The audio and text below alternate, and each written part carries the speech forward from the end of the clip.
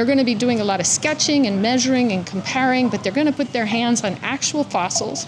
And what makes this particular museum so phenomenal is the effort that went into this dinosaur garden. It's got plants that existed when the dinosaurs existed. All the dinosaurs are life-size. So they can actually measure and touch and see and stand next to life-sized dinosaurs. I really like the size comparisons, like specifically with the prehistoric creatures, just like being able to see how small Velociraptor really realistically was and then how large the Hadrosaur was compared to us. Just find the largest vertebrae you can find. Is it closer to the head or the body? It looks like the vertebrae are getting smaller and smaller. I'm looking at the direction of these ribs and they're pointing this way, which makes me think we were right on where the head is. It might just be missing the head. A bone with like lots of grooves.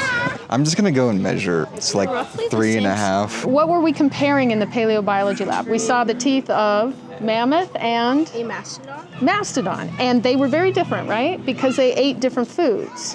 So which one was this more like, the mammoth or the mastodon? The mammoth. The mammoth, which means that it eats Grass. grasses as opposed to tree branches. So you can learn a lot from the teeth. So this big dude was eating grass.